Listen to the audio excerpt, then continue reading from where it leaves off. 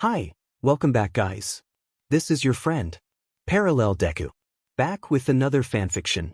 This is the series of What If Deku Ruled the Multiverse? Now before starting, please give this video a like. And subscribe to the channel if you want more videos like this. Now let's get into the fanfic. It was an ordinary day at UA's Class 1A dorm. Izuku was diligently writing in his notes, muttering to himself, while Bakugo was loudly expressing his frustration. Ida was attempting to calm him down, and the girls of Class 1A were chatting about a certain green-haired boy. Tokoyami and Todoroki sat quietly, enjoying their meals, while the others were engaged in their usual activities until a blinding light enveloped the room. As the lights dimmed, a man with black hair and angel wings appeared, dressed in a blue hoodie and black jeans, and was wrapped in Aizawa's scarf. Aizawa demanded to know who the man was and why they were there. The man introduced himself as Shadow and explained that he had brought them to react to different universes featuring a certain green-haired individual. Achiko expressed her surprise at the idea of reacting to Deku, prompting Shadow to clarify that they would be exploring various versions of him. Bakugo, irritated, questioned why they were focusing on someone he deemed inferior. Shadow retorted that Deku was better because he wasn't consumed by anger like Bakugo. The room fell silent, including Bakugo, until Achiko inquired about Deku's whereabouts. Shadow pointed to the couch, where Deku was peacefully sleeping. The girls of Class 1A cooed at the sight, finding it adorable. As Izuku stirred awake, he was confused about the situation and the presence of the girls around him. He asked where he was, and Shadow explained everything, leading Izuku to question why they were reacting to him specifically. Shadow informed him that he was what they called an anime protagonist. Before they began, Shadow snapped his fingers, bringing in more people, including Class 1B, UA's Big Three, and various pro-heroes and parents. The newcomers were bewildered, and the children rushed to Deku, tackling him with joy. The adults watched with smiles, enjoying the heartwarming scene. Shadow then explained their purpose to the newcomers and teleported them to their seats. He announced that they would start with the first multiverse, and the loading screen appeared, indicating the beginning of their journey. The first universe they would explore was one without quirks, where Deku was portrayed as a notorious criminal known as the Clown Prince of Crime, while Ida was a billionaire vigilante named Batman. Bakugo, in this universe, was a district attorney, and Achiko was his girlfriend. Bakugo felt a blush creep onto his cheeks at the mention of Achiko. Achiko was shocked to learn that Deku was a villain, and Shadow confirmed that it was a common type of universe, though he reassured them that the most common scenario was Deku as a hero. He decided to send the younger kids to a playroom for their own comfort, and they expressed their disappointment, but Deku encouraged them, promising a fun time upon their return. As everyone settled in with snacks and drinks, they turned their attention to the screen, which displayed Detective Tsukachi in a room with an unseen man. Tsukachi stated that Bakugo had never made it home, to which Deku, now with clown makeup, casually responded that he was right there, handcuffed. Aizawa sensed trouble brewing, and Deku began to taunt Tsukachi, questioning his choices and the whereabouts of Bakugo. Tsukachi, determined to play his own game, unlocked Deku's HNDCFFS, preparing to confront him. As the tension escalated, a man in a black suit entered and slammed Deku's head onto the table, prompting a collective gasp from Class 1A. Deku, unfazed, remarked on the futility of starting with the head, while Batman entered the scene, adding to the chaos. The atmosphere grew tense as Deku continued to provoke Ida, revealing the dark consequences of his actions. Ida, in a deep voice, demanded to know Bakugo's location, while Deku laughed maniacally, sending shivers through the audience. Despite the dark turn of events, Deku reassured Ida that he was merely a version of him from another universe, emphasizing that he was not like the others. The room was filled with a mix of fear and intrigue as they delved deeper into this alternate reality. Like me, they need you right now. But when they don't, they'll cast you out. Katsuki flinched at the thought of being cast out. Deku explained that their morals and code were a bad joke, easily abandoned at the first sign of trouble. They were only as good as the world allowed them to be. Everyone realized the truth in his words, feeling mortified for not noticing it sooner, except for Deku. He continued, stating that when the chips were down, these so-called civilized people would turn on each other. He insisted he wasn't a monster, just ahead of the curve. Suddenly, Ida dragged Deku out of his chair, holding him by his collar and demanding to know where Bakugo was. Deku remarked that Ida had all these rules, believing they would save him. Ida pinned Deku against the wall, and Tsukachi questioned who was in control. Ida stated he had one rule, to which Deku replied that it was the rule he would have to break to discover the truth. When Ida asked what that truth was, Deku explained that the only sensible way to live in this world was without rules, and tonight, Ida would have to break his one rule. AFO observed the situation, realizing Deku's intentions. Ida considered this, and Deku pointed out that there were only minutes left, so Ida would have to play his little game if he wanted to save one of them. Kirishima and Shigaraki reacted to this revelation, and Ida was taken aback. Deku taunted Ida, suggesting that for a moment, he thought Ida was really Bakugo based on his actions. Ida then flipped Deku over onto a metal table, but Deku merely laughed it off. Ida grabbed a chair and moved toward the door, but Tsukachi rushed to stop him. Deku encouraged Ida, and Ida barricaded the door with the chair, preventing anyone from entering. Deku asked if Bakugo knew about Ida and his little bunny. Ida then pressed Deku's face against the glass, causing it to crack. Inko could no longer bear it and cried, while Deku held her hand to reassure her that he was fine. Ida shouted for information about their friends, and Deku remarked that killing was a choice. Deku received a punch to the face but continued to laugh, unfazed by the blow. The audience felt frightened at the sight, while Inko cried for her son. Deku declared that Ida had nothing to threaten him with, no strength to use against him. Ida grabbed Deku by his collar and lifted him, but Deku assured him he would reveal where they were. He provided the locations, stating that Ida would have to choose between them. Ida dropped Deku aggressively and exited the room. Tsukachi asked which one he was going after, and Ida replied that he was going for Achiko. He then got on his motorcycle and revved it up, while Tsukachi insisted they were going to get Bakugo. The screen darkened. Inko, no longer crying, held onto Deku tightly. A shadowy figure apologized to Inko for the situation, wishing they had given her a warning about this universe. Inko reassured the figure that it was quite all right. Momo expressed her fear, and most agreed with her sentiment. The shadowy figure announced it was time to move on to the next universe. Deku noticed something was off with the machine and asked Shadow about it.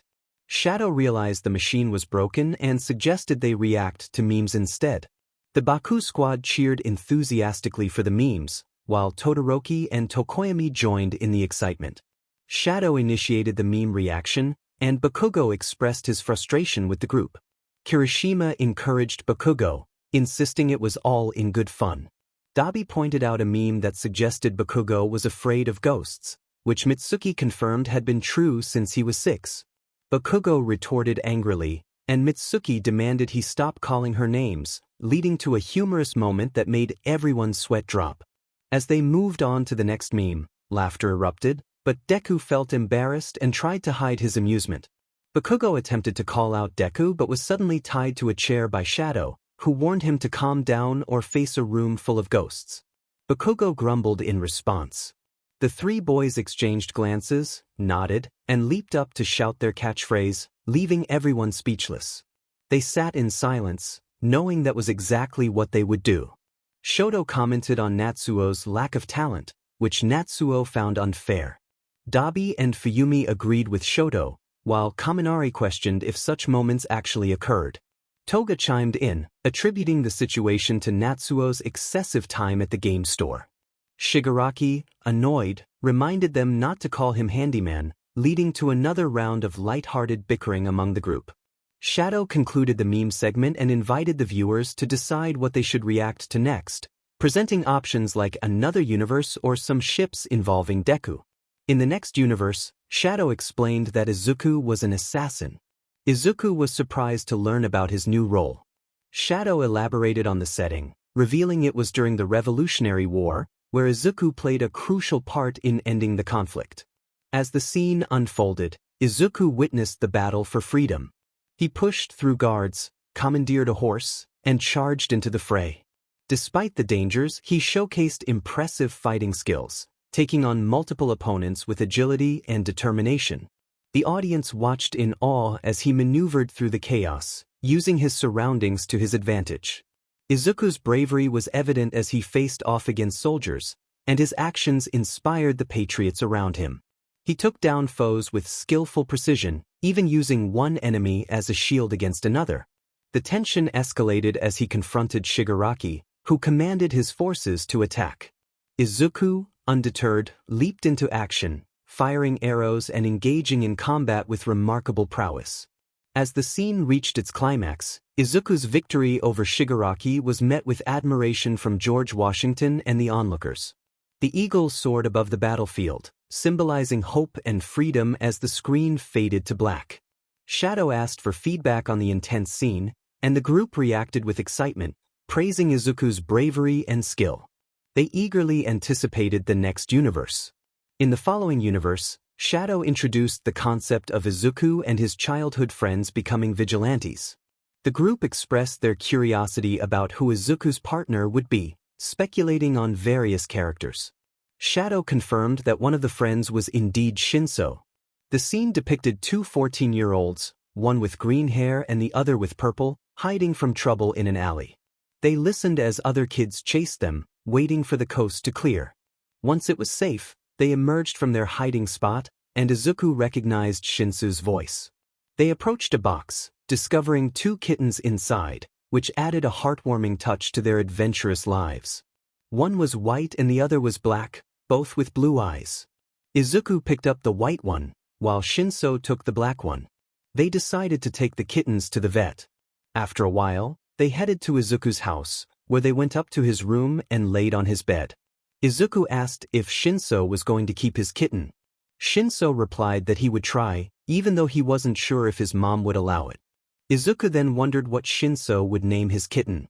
Shinso admitted he hadn't decided yet, prompting Izuku to suggest names. He proposed naming the white kitten Lunar and the black one Eclipse, forming the name Lunar Eclipse. Shinso liked the idea, saying it was much better than their vigilante names. Izuku defended his choice, explaining that it was the first thing that came to mind. Shinso teased him about being the smart one, then asked about the important information Izuku had mentioned. Izuku revealed that he had hacked into the police department's network and learned that a pro-hero had been sent after them. Shinso was taken aback, questioning why it had taken 2 years for the police to send someone. Izuku nervously admitted that they might have annoyed Detective Tsukachi with all the paperwork they had caused him.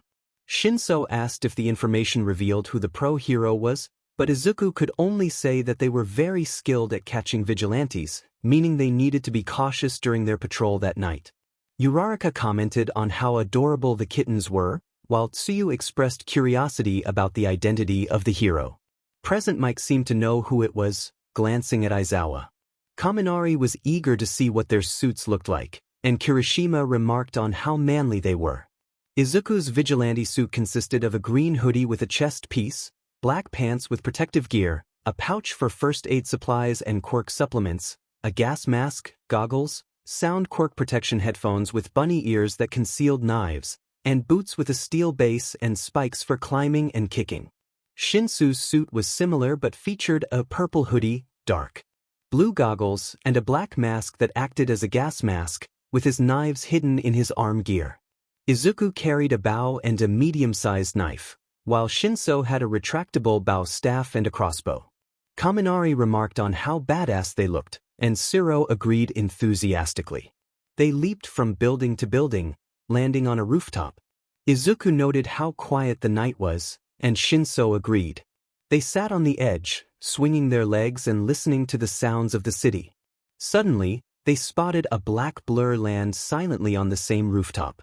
Instantly, they were on their feet, weapons drawn, demanding to know who was there. A piece of cloth shot toward them, but they dodged it. Izuku urged the figure to reveal themselves, and the shadowy figure stepped into the light, revealing pro-hero Eraserhead. Present Mike exclaimed that he had known it all along, while Aizawa sighed in annoyance.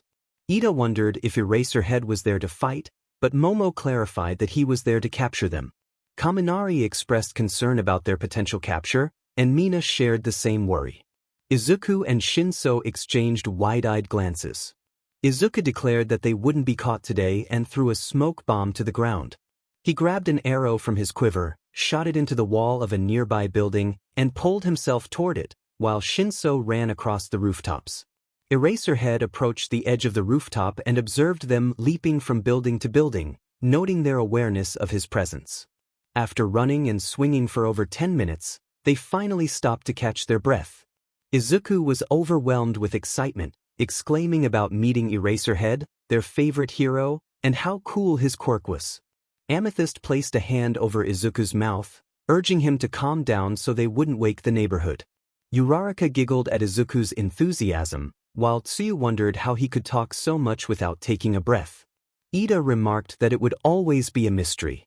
Emerald and Amethyst sat on the edge of the building, discussing Izuku's admiration for heroes, particularly Eraserhead. Amethyst teased Izuku about his crushes on female heroes, recalling moments when Izuku had been overly excited about them. Izuku turned red and stuttered, admitting he had a problem. Amethyst insisted it was more of an addiction, prompting Izuku to groan in frustration. As they walked to school in their uniforms, Shinso sighed, expressing his disdain for being there. Izuku chuckled in response. As they walked inside, the other students quickly noticed their presence. Some called them names while others chose to ignore them. One student pushed Izuku into the lockers, laughing as he did so. Izuku and Shinso brushed it off and headed to their respective classes. Izuku could feel Bakugo's intense glare as he made his way to his seat, letting out a sigh, knowing it was going to be a long day. Kirishima looked at them with concern, recognizing the pain they had endured. Ida asked if this treatment happened to them daily, but both remained silent. Momo questioned why they didn't stand up for themselves or seek help from a teacher. Shinso scoffed and rolled his eyes, choosing to remain quiet. Aizawa then asked if they had ever asked for help, but they stayed silent once more. Nizu urged them to answer, and Shinso finally spoke up, revealing that he had stopped asking for help at a young age, feeling that no one wanted to assist a kid with a villainous quirk. Aizawa turned to Izuku, who refused to answer the question, insisting it was in the past and that they should back off. Aizawa felt a shiver run down his spine at Izuku's defiance. Later, as Izuku and Shinso walked home, they passed a beach littered with trash. Shinso looked at Izuku, who had his hand on his shoulder, and suddenly dragged him toward the beach. Izuku asked where they were going, but Shinso didn't respond. They reached a clearing where Shinso sat Izuku on a tire and asked about their injuries.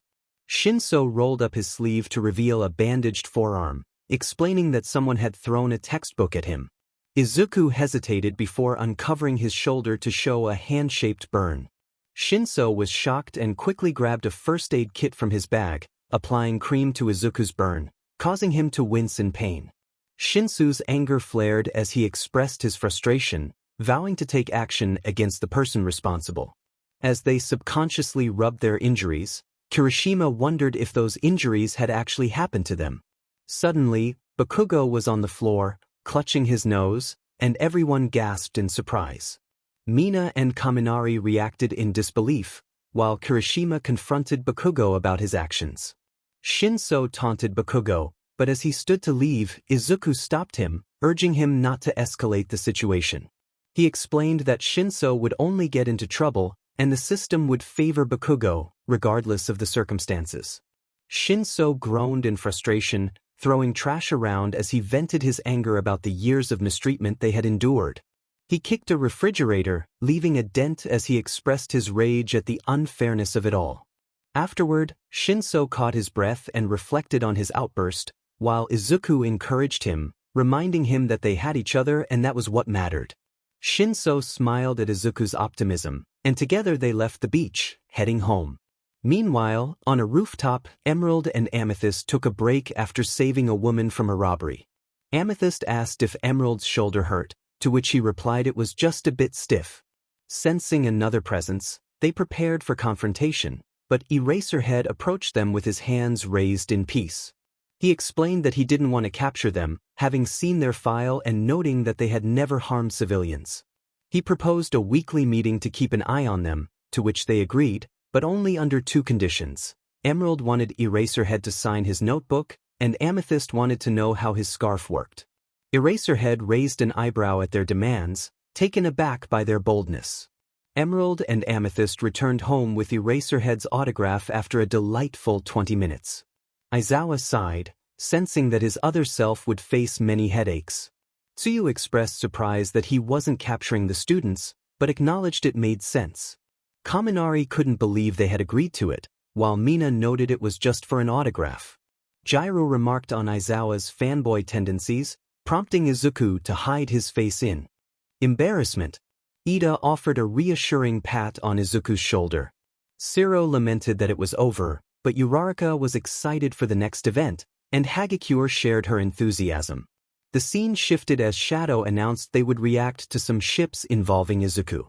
Mina gasped with excitement, prompting Shadow to begin.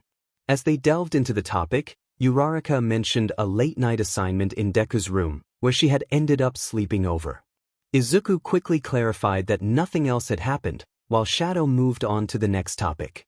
Momo and Izuku blushed crimson red, leaving everyone astonished. Mina teased Momo about having a hidden side, while Toru playfully suggested Momo enjoyed showing off to Izuku.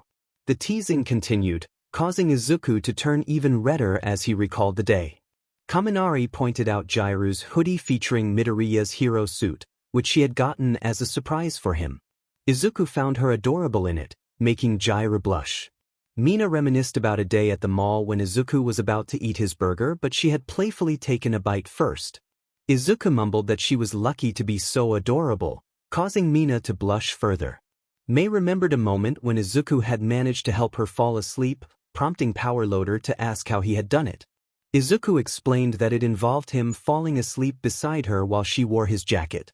Shadow announced that they would move on to the next screening.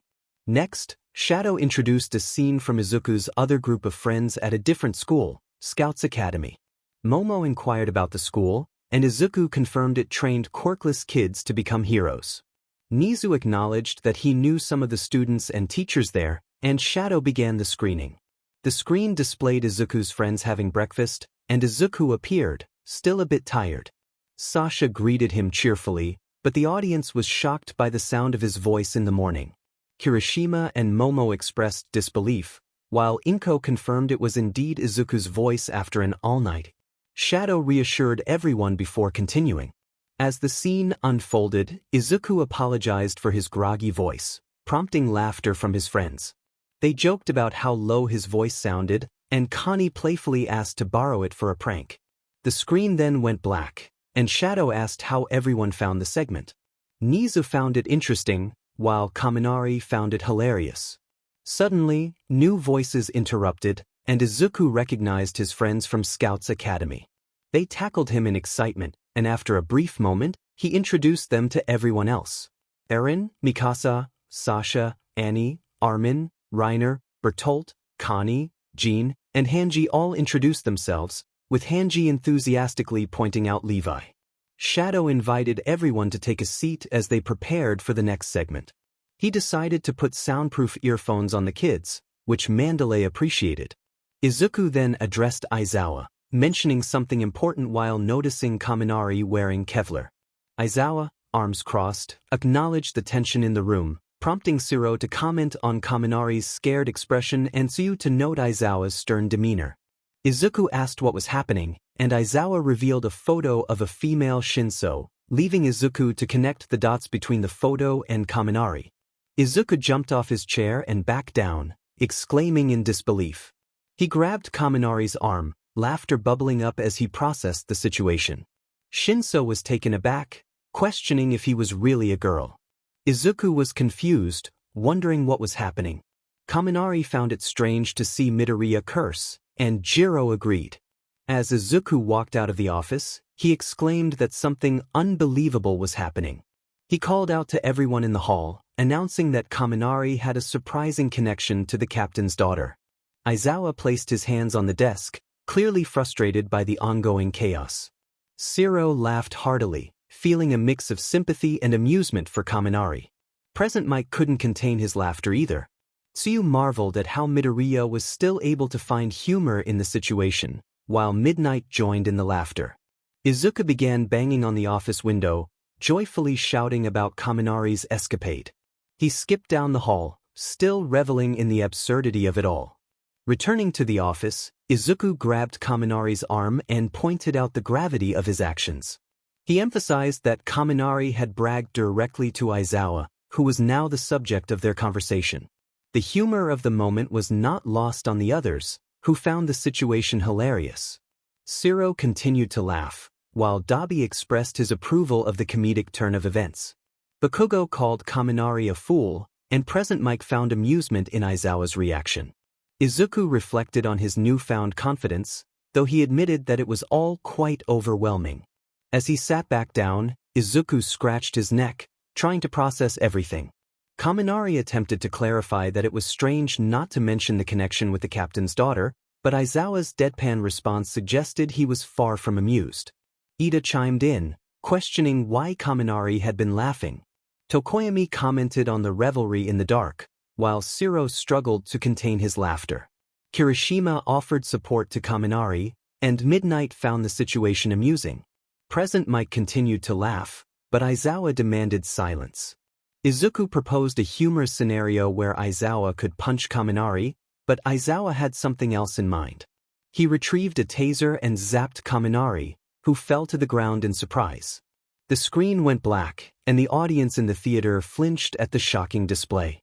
Shinso remarked on Kaminari's future, while Shiro and Present Mike laughed. Jiro was astonished by Aizawa's actions, and Kaminari expressed his discomfort.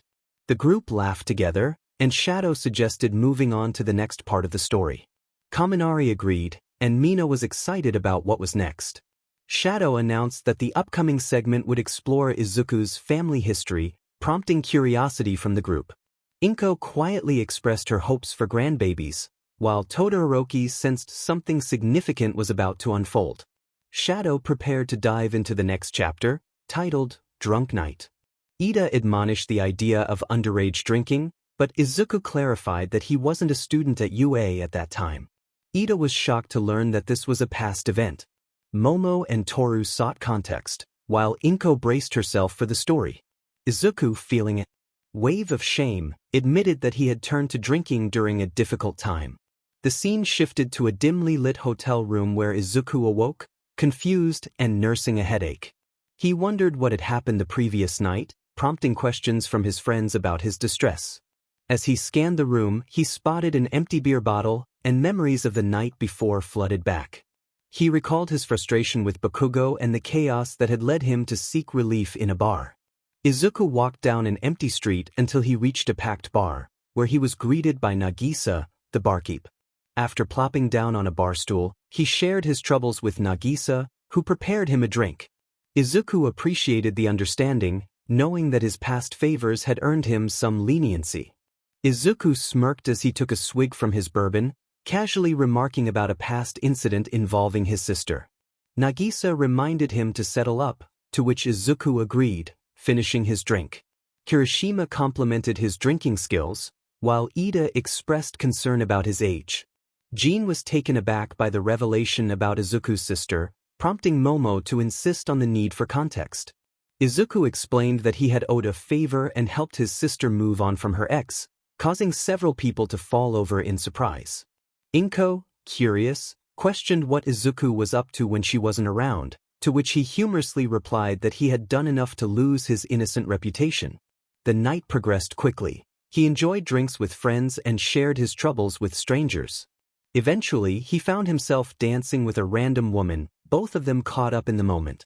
Izuku exclaimed how great the night was, and the woman echoed his excitement, wondering why there weren't more guys like him. They partied together and ended up leaving for a nearby motel, where the details became a blur. As Izuku reflected on the night, a voice beside him interrupted his thoughts. A young woman appeared, confused about her surroundings. Mineta envied Izuku's luck, while Eri and the other kids expressed their confusion about the situation. Mandalay reassured them not to worry. Meanwhile, a certain female heroine sat nervously as the story unfolded. The two of them faced each other, realizing with a blush that they were both in a vulnerable state.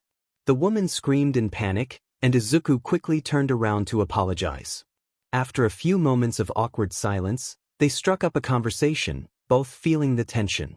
Izuku introduced himself, and the woman responded with her name, Tomoko Shiratoko, known to most as Ragdoll. The revelation shocked everyone around them. Tiger questioned why Izuku had never mentioned this connection, while Pixie Bob wondered why he hadn't shared that he knew Ragdoll. She explained that it wasn't exactly a topic for casual conversation. Izuku added that things had gotten strange during their training camp, leaving Mandalay speechless and Inko agreeing. Tokoyami asked about their relationship, and Izuku hesitantly described them as friends, while Ragdoll added that they called each other when feeling a certain way. Izuku recalled a night in the woods at camp, and they both blushed at the memory. In a flash forward, Shadow revealed that this took place in the future, where most of them were married with children. Mina expressed excitement about the prospect. An older Katsuki Bakugo was seen walking with his son Ichika, who had spiky fawn-colored hair.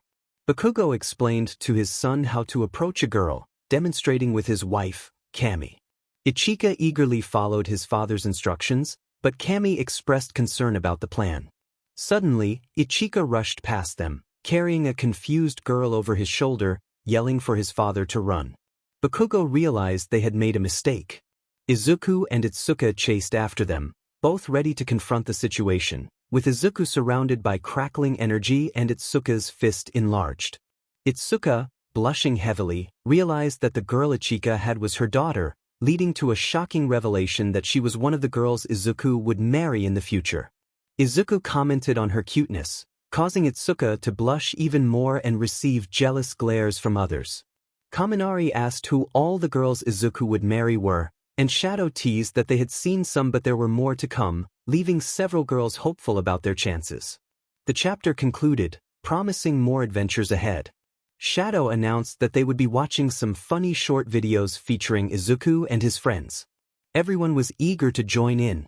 The first video showcased Izuku at a drive-thru, where he attempted to order food. Jean, the cashier, offered a special deal on fish tacos, but Izuku humorously declined. When he finally placed his order, Jean jokingly refused him again, prompting laughter from the group.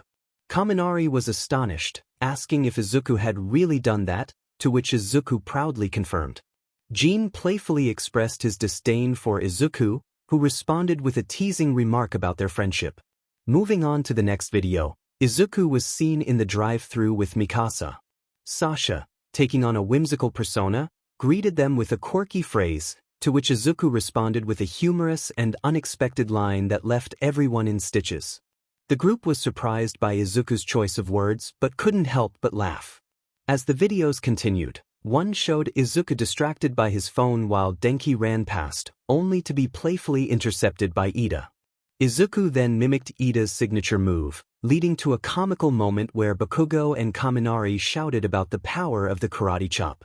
The group face-bombed at the absurdity of it all, while Todoroki jotted down notes, pondering a theory about a secret love child.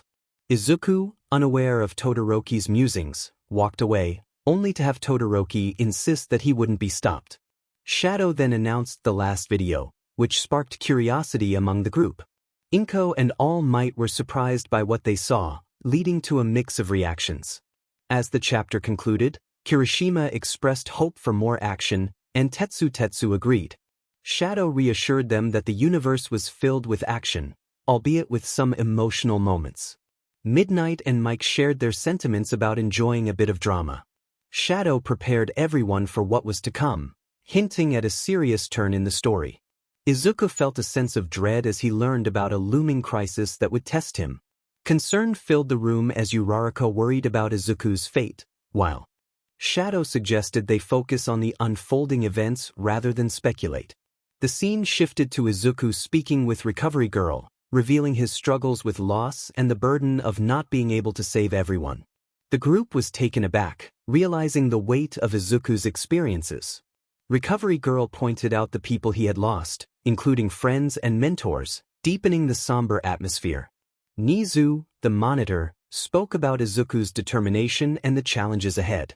David Shield inquired about the crisis, while Eri and Kota admired Izuku's hero name, Flash. Bakugo, ever blunt, pointed out the obvious connection to speed, earning a light reprimand from his mother.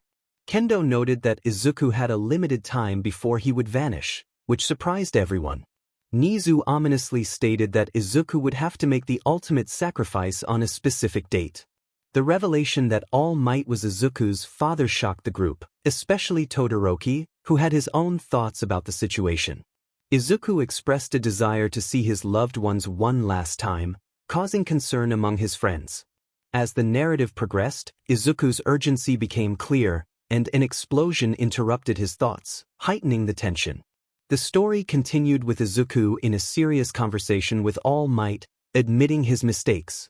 Inko and Ida speculated about what had gone wrong, while the atmosphere remained heavy with uncertainty. The scene shifted again, revealing Izuku's tense interaction with Overhaul, leaving everyone anxious about what was to come. As the narrative unfolded, it became evident that Izuku was facing a significant challenge, and the stakes were higher than ever. The group watched in anticipation, knowing that the journey ahead would be fraught with danger and difficult choices. Inko looked at her son with tears in her eyes and questioned whether she was a bad mother. Mitsuki gently caressed her back, reassuring her that she was the best mom a son could ask for. The scene shifted to Izuku standing in front of a portal with his mother beside him.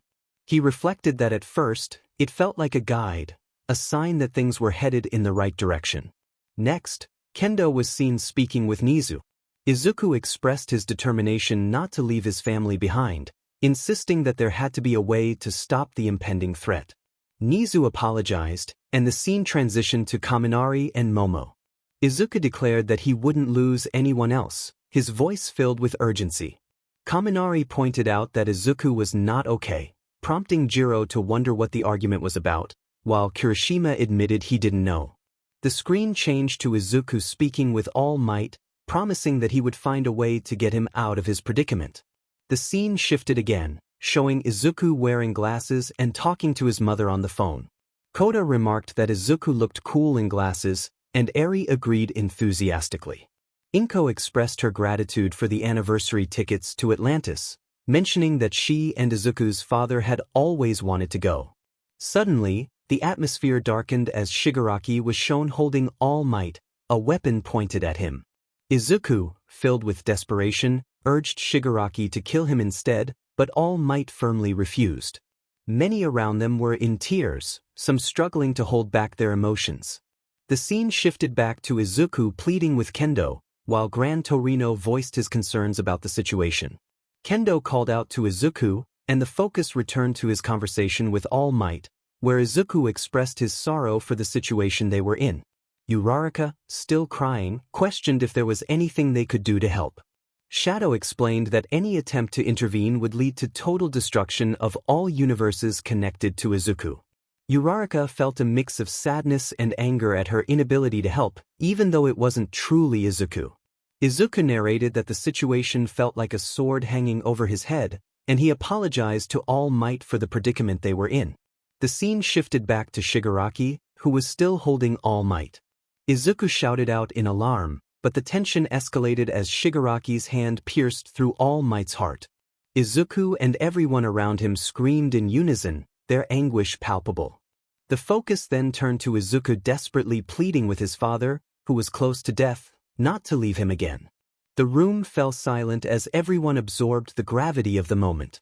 Next, Inko, his mother, appeared, expressing her love for him.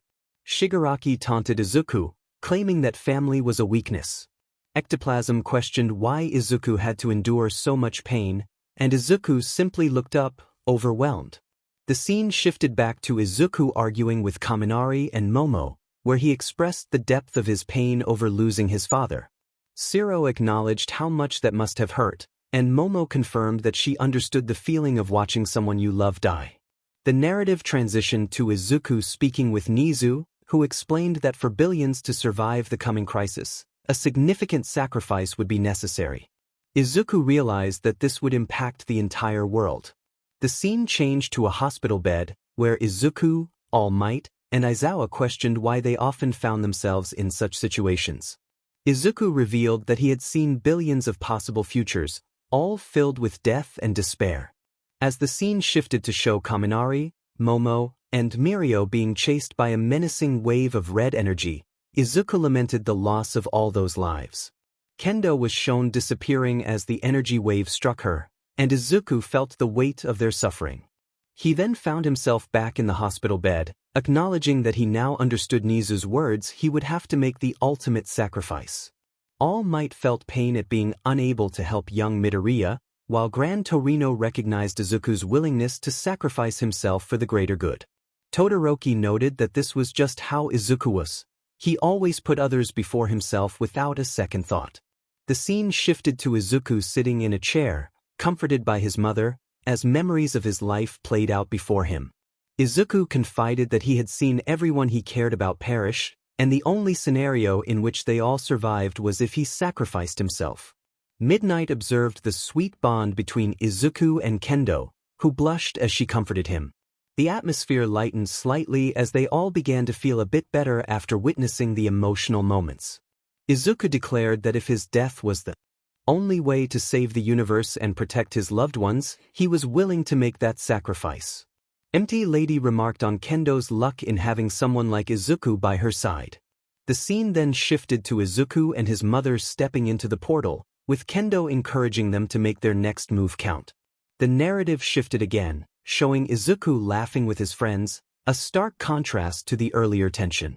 Inko, with tears of joy, remarked on how happy they looked.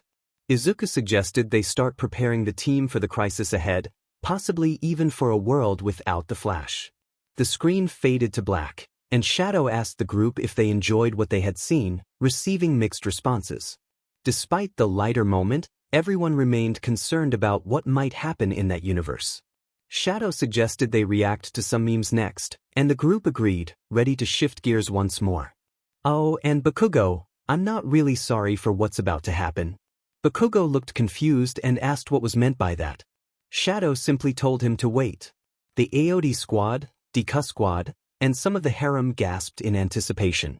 Bakugo's eyes widened as he realized something was off. Mitsuki warned him to run, but before he could move even a few steps, he was tackled to the ground by those who had gasped.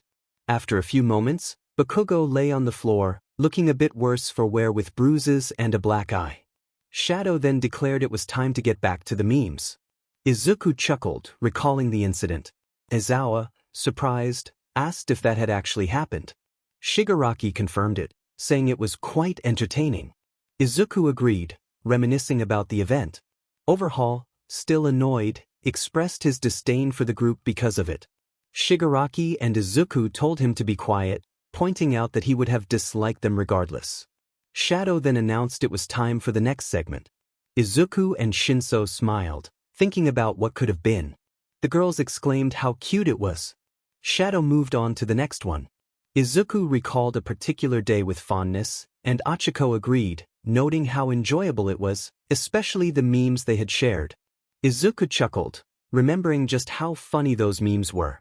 Meanwhile, the other girls in the group were becoming increasingly annoyed by the closeness between the two. Kaminari observed Bakugo, who seemed frustrated while playing a game.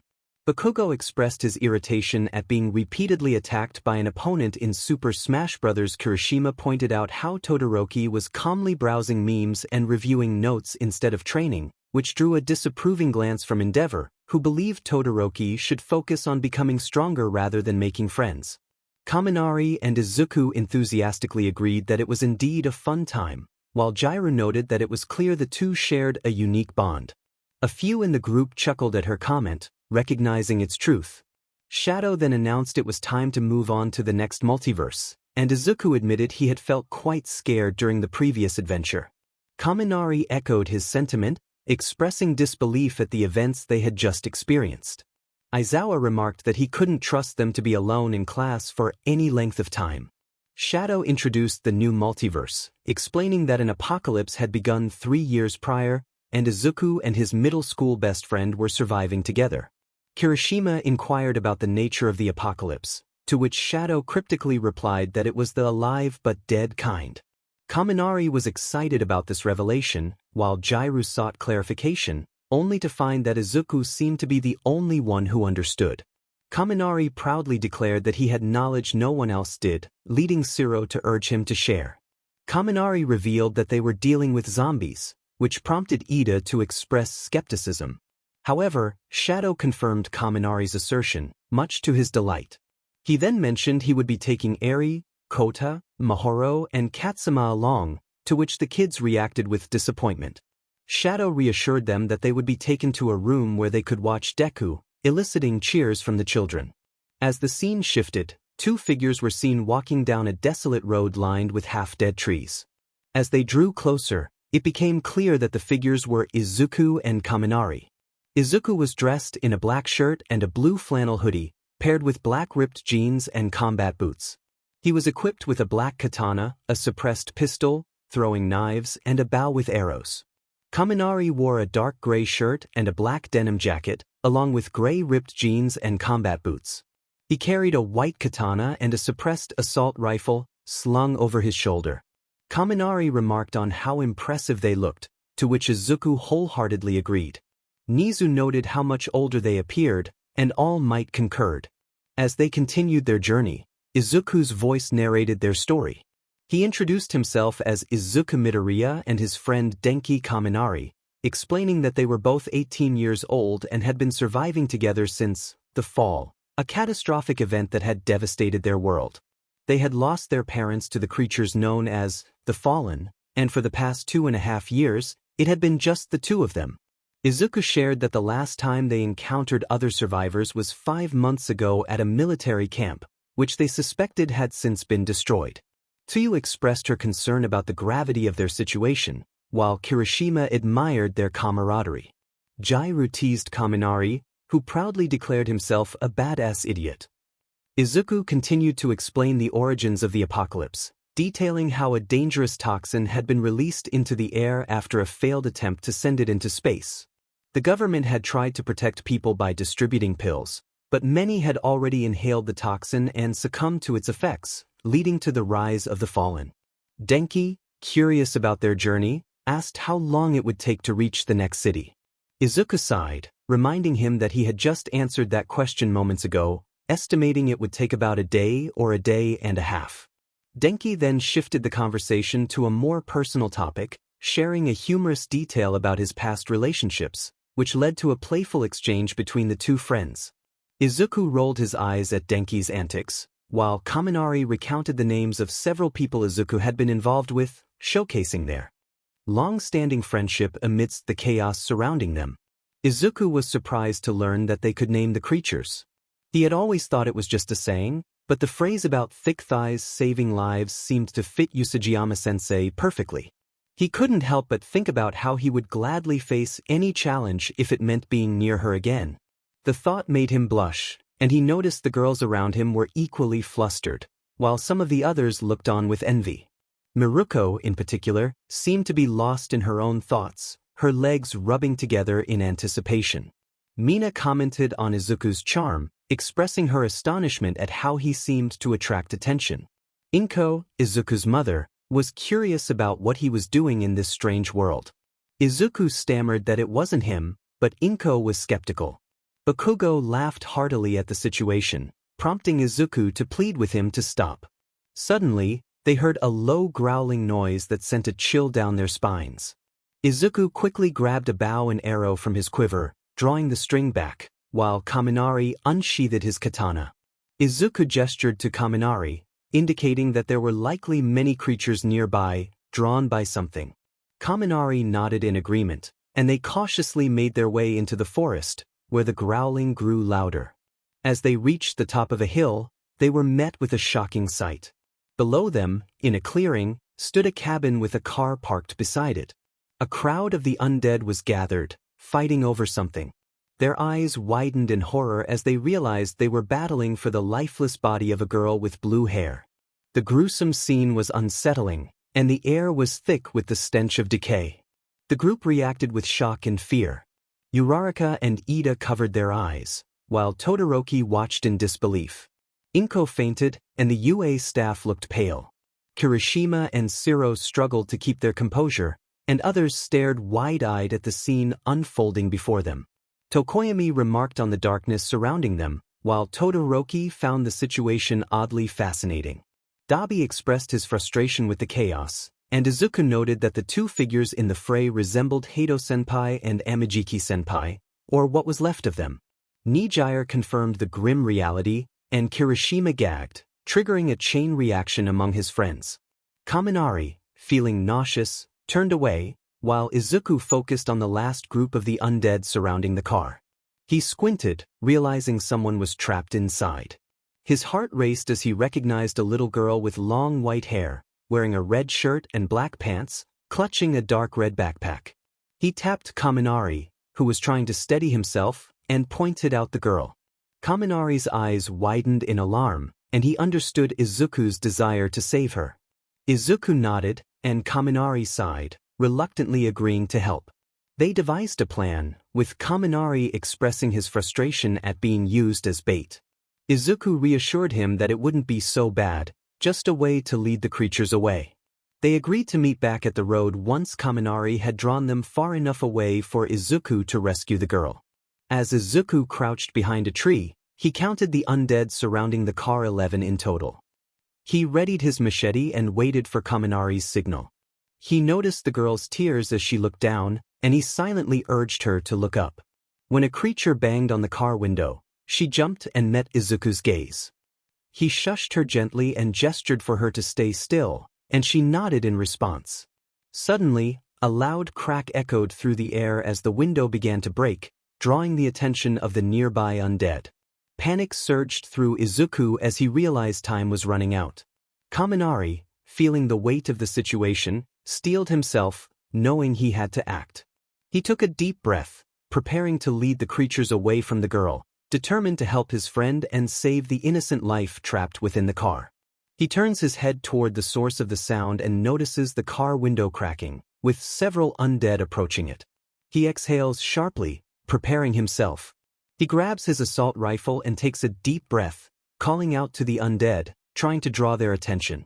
As they begin to turn toward him, he realizes not all of them are coming his way. He continues to taunt them, firing silently at the approaching undead with the help of the suppressor on his rifle. Kaminari thinks to himself that he feels quite impressive, while Shiro comments that insulting the dead isn't something to be proud of. Kaminari playfully sticks out his tongue at Shiro, and Mina notes that at least the plan is working. Momo expresses hope that they will all make it out safely. More and more of the group leave the car, leaving only 3 behind. Izuku quickly approaches the vehicle, using his katana to dispatch the nearest undead. He kicks another back, then swiftly throws a knife, hitting the last one in the eye. He moves to the final undead, a man with dirty blonde hair and blue eyes, and with a quick slash, he neutralizes the threat.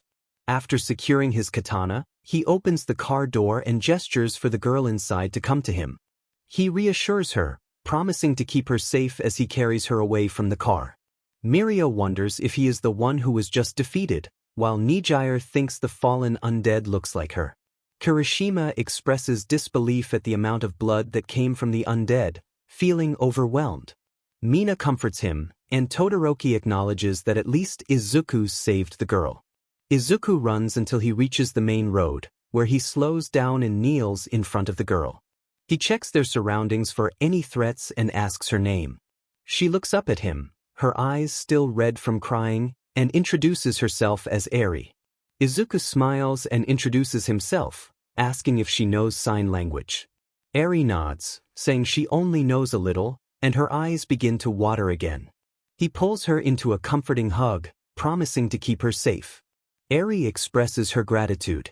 They hear a twig snap nearby, and both turn to see Denki, who is relieved to find them. He greets Eri and introduces himself, and she responds in kind. Denki then asks Izuku about their next plan. Izuku scratches his head, explaining that they will head to the city, acknowledging it will take longer with Eri but that it's manageable. He asks to see what's in her backpack, and upon inspecting it, he finds essentials like a blanket, clothes, food, a small first aid kit, and a pocket knife. He smiles and hands it back to her, encouraging them to get moving. Kaminari suggests they find a place to sleep as it's getting dark. Izuku agrees, noting they've been walking for hours. He checks a map and confirms there's a small neighborhood nearby. After a brief walk, they reach the houses, and Izuku wakes Eri, gently encouraging her to wake up as they are entering the neighborhood. Eri rubs her eyes and apologizes for being tired. Izuku reassures her that it's okay, explaining that they are looking for a safe place to stay. Eri nods in understanding. Kaminari returns after a short time, smiling and waving them over. He leads them to a small yellow house with intact windows. Inside, they find it reasonably clean, with no signs of danger. Izuku suggests they start covering the windows and doors to avoid attracting any unwanted attention. They work together to barricade the house with whatever they can find. Once secure, Izuku retrieves a mattress from one of the rooms and sets it up in the living room, while Kaminari lights candles and Eri finds a book to read on the couch. Izuku explains to them about the Dead Riders, a group that drives motorcycles to attract the undead, leading them toward survivors. He describes them as dangerous individuals responsible for much of the chaos they are facing.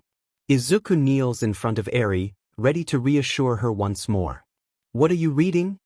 She looked up and showed the cover of the book. It was a manga with a bright yellow background, featuring a muscular man with yellow hair and a cheerful smile, dressed in a blue suit adorned with red and white accents. To his left stood a group of red-colored heroes, and in front of him was a familiar green-haired boy wearing a yellow backpack and a black school uniform. The title read, My Hero Academia. Izuku smiled and remarked that it was a nice choice, recalling how he used to read the series when he was younger. It was a story about heroes and villains, a captivating fictional tale. Eri tilted her head, curious about the term, fictional. Izuku explained that it meant it wasn't real, just a story. Eri made a puzzled expression, and Izuku patiently waited for her to respond. She pointed to the teenager on the cover and said he looked like Izuku. He chuckled, realizing she was right, something he had never noticed before. Eri then expressed that he was her hero for saving her. Izuku felt a mix of surprise and warmth, chuckling again as he humbly replied that he was no hero, just doing what was right. Eri insisted that to her, he was a hero, and for the first time since they met, she smiled.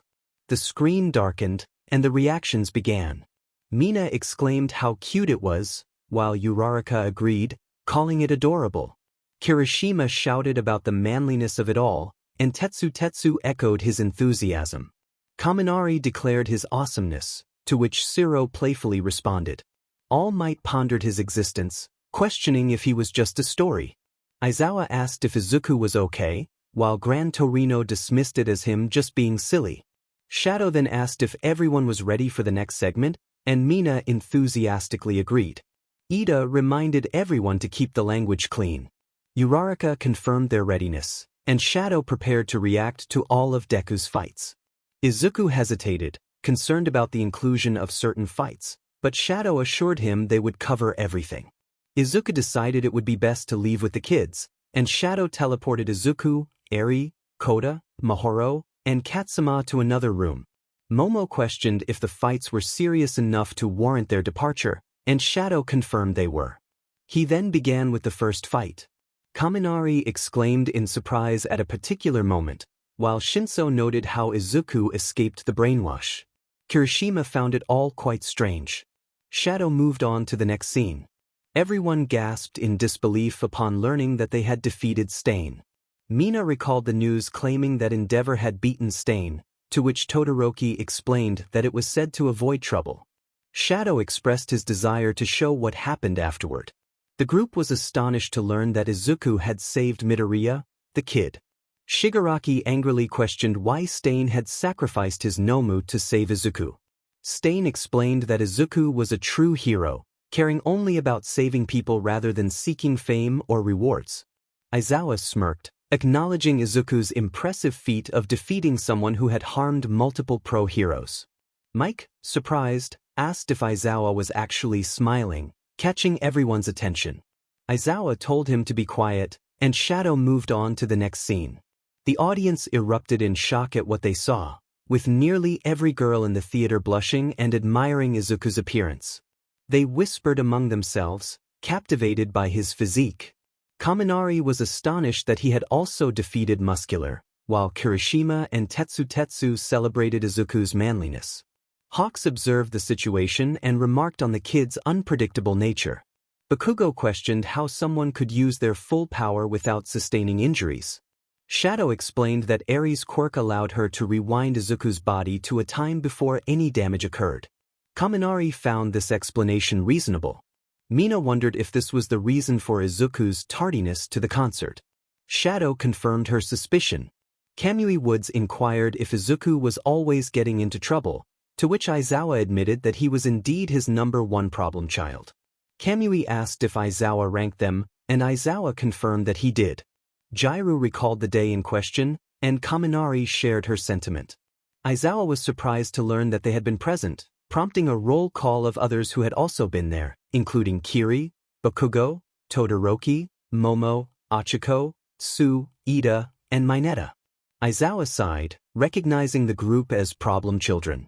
Shadow moved on to the next topic, asking who the mysterious individuals were. Kiri suggested Bakugo might know, but Bakugo admitted he had no idea, speculating it could relate to One for All. Shadow decided it was time to watch round as the scene unfolded. Kiri and Kami were taken aback by the revelation that Izuku had seemingly given someone his quirk. Bakugo was puzzled, unable to recall that moment. Aizawa expressed disbelief, while Momo questioned how Midoriya managed it. Gran Torino, All Might, and Night Eye exchanged glances, and Gran Torino nodded at All Might, who stood up to speak but was interrupted. Shadow announced that he would bring a few people to clarify the situation. With a snap of his fingers, 7 individuals appeared. One of them, confused, asked where they were. All Might, tearing up, recognized his master, while Nana called out to Toshi. All Might approached Nana and embraced her. Another newcomer interrupted the reunion, asking where they were.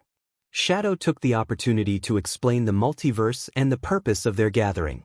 He clarified that they were reacting to different versions of the 9th user of One for All. Aizawa insisted they needed an explanation regarding Bakugo possessing Problem Child's quirk. Shadow sought permission from the OFA predecessors, who nodded in agreement. The first predecessor granted Shadow the opportunity to explain. As Shadow began his explanation, everyone except Bakugo was astonished by the revelations. Aizawa learned that Problem Child had been quirkless until All Might bestowed a quirk that could be passed down. Shadow confirmed this, and Aizawa questioned why Bakugo didn't have the quirk if it had been given to him. The first predecessor clarified that Bakugo was different from the other users, explaining that he had designed the quirk so that the perfect user would experience a dream upon reaching a certain point. Nana commented on the notion of perfection, and Shadow offered to play that dream for everyone. Tokoyami recognized the noise he had heard, and Kami admitted he thought he was going crazy. Achiko noted how overwhelming it was to process the idea of Deku-kun passing down a quirk, and Momo agreed. Shadow decided to bring Izuku and the kids into the room, snapping his fingers to teleport them. When they appeared, Izuku was comforting a crying Katsuma and Mahoro. Aizawa inquired about the reason for their tears, and Izuku greeted his sensei, surprised to see the OFA predecessors. Shadow explained that he had brought them and that they were aware of One for All. Izuku hesitated, and Aizawa reminded him they could discuss it later, but he needed to talk to him about the kids. Izuku requested a private conversation, and Aizawa agreed. Shadow offered to teleport them to another room, snapping his fingers once more. Curious, everyone raised their hands, eager to watch the discussion unfold. Shadow prepared to share the next part of the story. Shadow observed the screen as Izuku and Aizawa entered a room filled with students. Izuku instructed everyone to move to the other side of the room, as he needed to speak with Aizawa. The children complied, curious about what was happening. Aizawa inquired about the reason for Izuku's request. Izuku hesitated but then expressed his desire to adopt all 4 of the children present. The room fell silent, surprise evident on everyone's faces. Mina wondered if Izuku was serious about his intentions, while Nizu considered the implications of needing to expand the living arrangements. Inko's excitement was palpable as she envisioned her future grandchildren, prompting Mitsuki to urge her to calm down. Aizawa, taken aback, questioned Izuku's seriousness. Izuku affirmed his commitment, explaining that he understood the importance of a father figure, having grown up without one himself. He passionately declared that he could not let 4 more children experience the same loneliness he had faced. The revelation left everyone in shock, especially when Izuku raised his voice in frustration. Aizawa, recognizing the sincerity in Izuku's plea, agreed to discuss the matter with Nizu. Izuku's relief was evident as he expressed gratitude and embraced Aizawa, who smiled in return. After a moment, Izuku decided to remain behind as Aizawa left the room. Once Aizawa exited, Shadow turned off the screen. Aizawa soon returned, and Mike asked if everything was all right. Aizawa confirmed it and requested a private conversation with Nizu.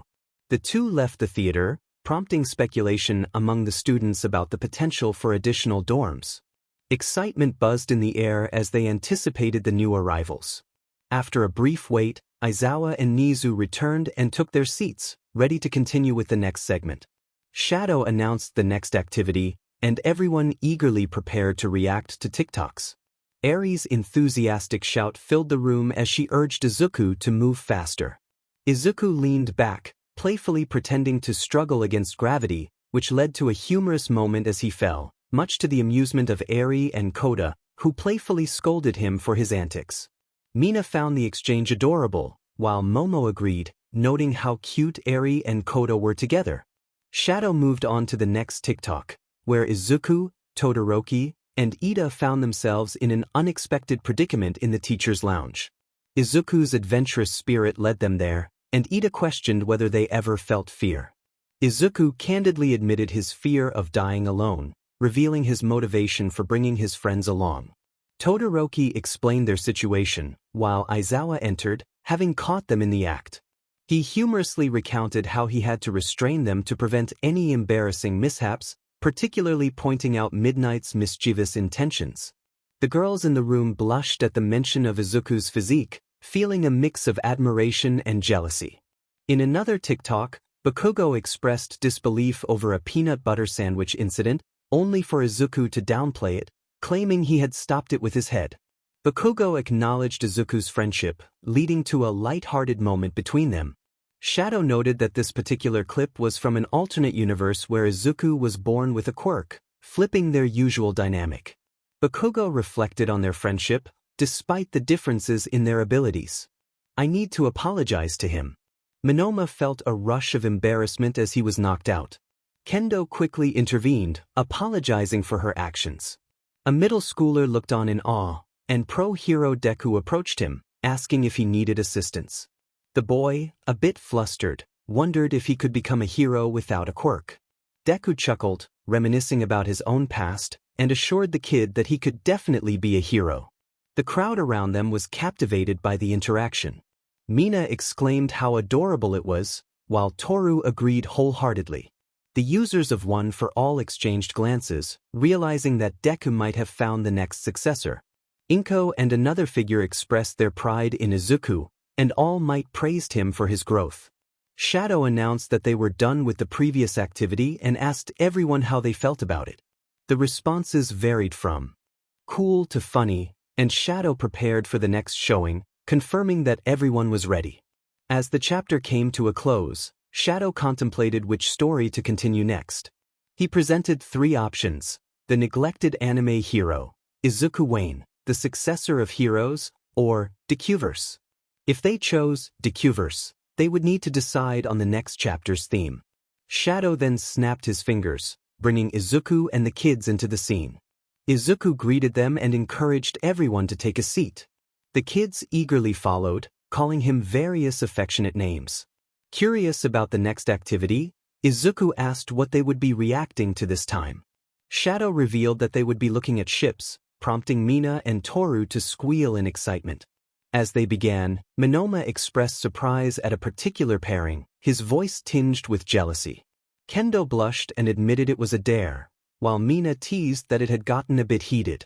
Izuku smiled, recalling the fun of the dare, while Kendo nearly fainted from embarrassment.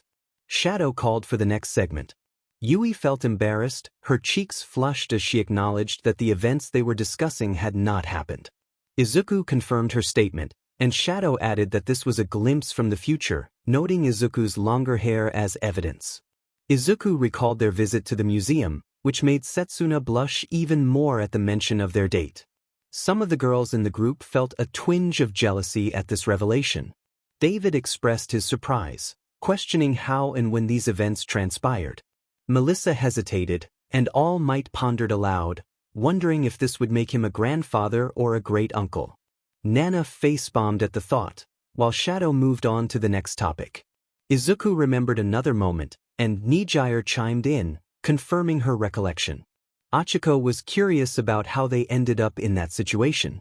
Izuku explained that he had been in his room, listening to music and writing in his notebook with the window open, unaware that someone had flown in unexpectedly. Ryukyu blushed, thinking that Nijire was her ticket to getting closer to Izuku. Shadow announced the last topic, prompting Natsuo and Dabi to react with disbelief. Rei, with a hint of jealousy, mentioned grandbabies, and Todoroki declared that he had known it all along. Fuyumi pointed out that Todoroki had orchestrated their setup, and Izuku questioned if Todoroki wanted them to take things further. Todoroki expressed his desire for a niece, which made Fuyumi blush even more. He then mused about setting up his mother with Midoriya to potentially gain a half-brother or sister. Shadow concluded that it was time to start the next screening. As the chapter ended, the author contemplated giving each character from My Hero Academia and Attack on Titan a Pokemon, asking for input on whether it was a good idea. They decided to assign first-stage Pokemon, allowing for future evolutions. Teachers would receive only one Pokemon. In Class 1A, Aizawa was paired with Shinx, All Might with Torchic, Present Mic with Whizmore, and Midnight with Salandit. Izuku received Riolu, which could evolve into Lucario, and Eevee, capable of any evolution. Bakugo was assigned Cyndaquil and Growlithe, while Todoroki got 2 Vulpix, 1 Fire-type and 1 Ice-type. Other students received various Pokemon, including Kirishima with Cubone and Rockruff, Kaminari with Piku and Elekid, and Achiko with Jigglypuff and Minior. Class 1B featured Vlad King with Snubbull, Kendo with Pancham and Stufful, and Monoma with Alolan Meowth and Mimikyu, among others. Other students like Shinso received Abra and Meowstic, while Eri was given Mew and Togepi. In Attack on Titan, Erwin was assigned Rufflet, Levi received Poniard and Carablast, and Mikasa was paired with Honedge and Kabuto. Each character was thoughtfully matched with Pokemon that reflected their personalities and abilities.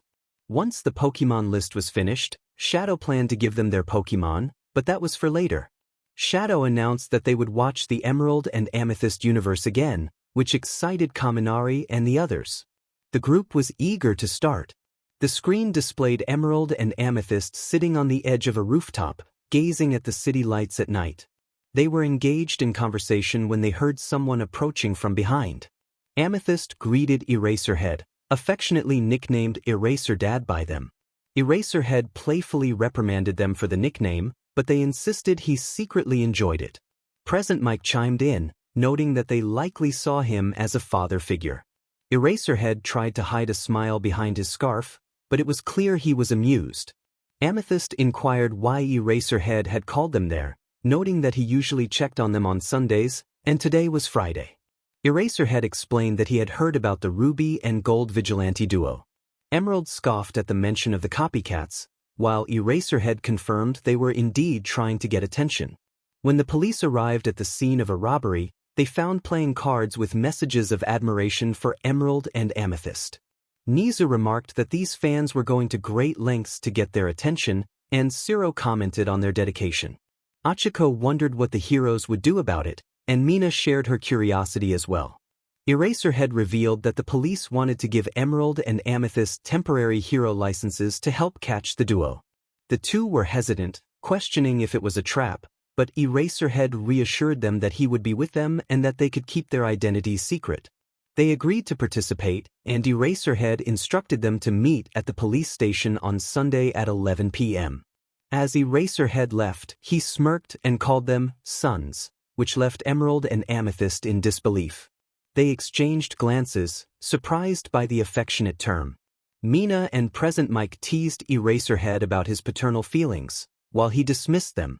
Afterward, Emerald suggested they head home, but they also needed to work on their upgrades. They decided to visit the mall the next day since it was Friday and had no other plans. Emerald and Amethyst ran across rooftops toward Emerald's house. After half an hour, they arrived and changed into their regular sleeping clothes, shorts and t-shirts. Izuku mentioned he would work on their suit upgrades, but he sighed, wishing they had someone to help them. Shin pointed out that revealing their identities would be a risk. Izuku suggested finding someone trustworthy, mentioning that his mom already knew about their vigilante activities. Shin recalled a girl from their engineering class with pink hair who could keep a secret, and they agreed to talk to her on Monday.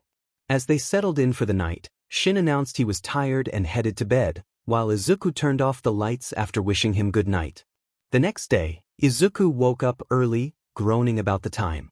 He decided to get something to drink and feed the cats. In the kitchen, he found a note from his mom, reminding them to be careful if they went out patrolling that night. His friends admired how supportive Mrs. Midoriya was of their vigilante lifestyle. After feeding the cats and pouring himself some juice, Izuku settled down to watch TV while waiting for Shin to wake up. An hour later, Shin emerged from Izuku's bedroom, grumbling about waking up. Izuku, cheerful as ever, teased him about his morning mood. They realized they had time before the mall opened at 11 a.m., and Shin decided to relax while Izuku prepared to go out. After getting ready, they grabbed their skateboards and headed to the mall. As they rode, their friends were impressed by their skateboarding skills. Once they arrived, they parked their skateboards and entered the mall. Shin asked where to go first, and Izuku mentioned needing new skate parts, so they headed to the skater store. They each got some wheels and a skateboard deck since Izuku had some grip tape and other parts at his house. Izuku mentioned that he was feeling a bit hungry, and Shin agreed, suggesting they head to the food court. As they walked over, Izuku was distracted and accidentally bumped into someone. He quickly apologized, explaining that he hadn't been paying attention. The girl he bumped into, with a black ponytail and onyx black eyes, assured him it was all right. Izuku stood up and extended his hand to help her, noticing the boy next to her had yellow hair with a black lightning bolt. Izuku introduced himself as Izuku Midoriya and pointed to his friend Hitoshi Shinso, who greeted them casually. The girl introduced herself as Momo Yaoyorozu and her friend as Denki Kaminari. Momo expressed that it was nice to meet them, and Izuku reciprocated the sentiment. Checking her phone, Momo realized they had to leave. Izuku wished her goodbye, hoping to see her again. As they walked away, Shin remarked that the encounter felt a bit odd. Izuku questioned what he meant, and Shin pointed out Momo's hurried departure after checking her phone. Izuku suggested she might have just been in a rush, but Shin felt there was something more to it. They decided it was best to focus on getting to the food court, where Izuku excitedly declared he wanted katsudon. Shin teased him about his constant cheerfulness, and Izuku simply smiled in response. The scene shifted to a dark screen where Shadow asked how everyone enjoyed the previous segment. Mina commented that it was really good, and Kaminari liked how cheerful Midoriya was compared to Shinsu's grumpy demeanor. Kirishima chimed in, likening them to a mini-present Mike and Aizawa. Aizawa sighed, expressing his intention to sleep after hearing such a comment, while Mike insisted it was true, and Midnight agreed. Shadow then announced they would react to what Izuku and his friends did while hanging out. The group of Shin, Jiro, Toko, Tadu, and Bakugo expressed their apprehension. Shadow prepared to bring Izuku and the kids back, snapping his fingers to make them appear. Izuku greeted everyone, and the kids enthusiastically said hi. Shadow asked them to sit down for a surprise before they began their reactions. Izuku agreed, and Shadow asked if everyone was ready. When they confirmed, he snapped his fingers, and their surprises appeared. The Pokémon introduced themselves and everyone was in awe. Kaminari, overwhelmed with joy, exclaimed that he got a Pikachu and an Elekid. Kirishima proudly showed off his Rockruff and Cubone, while Tadu revealed he had a Fire and Ice Vulpix. Izuku shared that he got a Riolu and an Eevee, and Bakugo excitedly announced his Cyndaquil and Growlithe.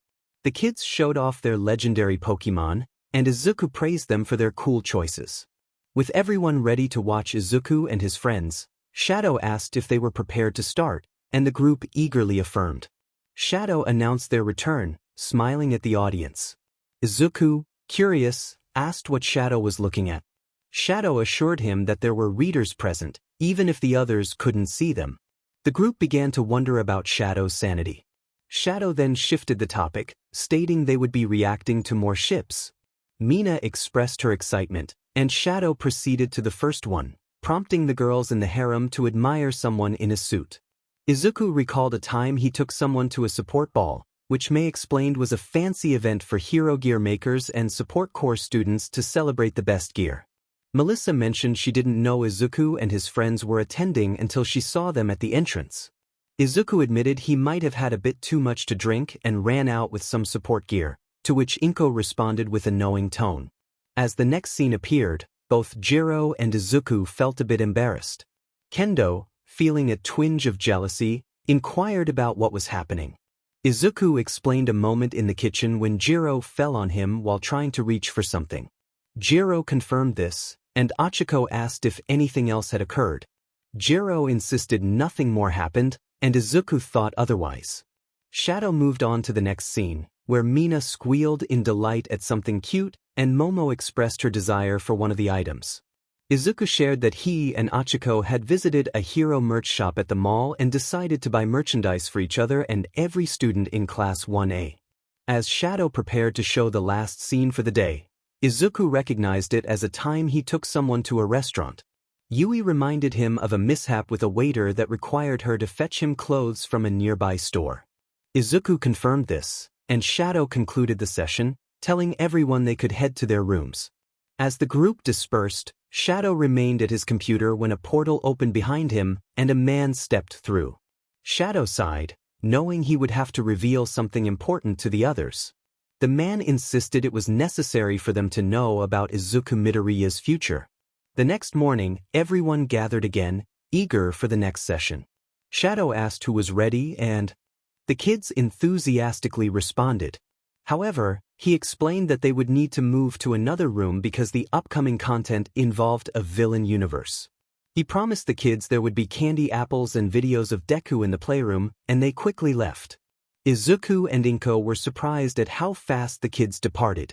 Shadow explained that in this universe, everyone in Class 1A, including their teachers, had turned to villainy after a tragedy involving All Might. This revelation shocked the group, and they noticed Deku, Bakugo, and Todoroki standing up to confront Endeavor.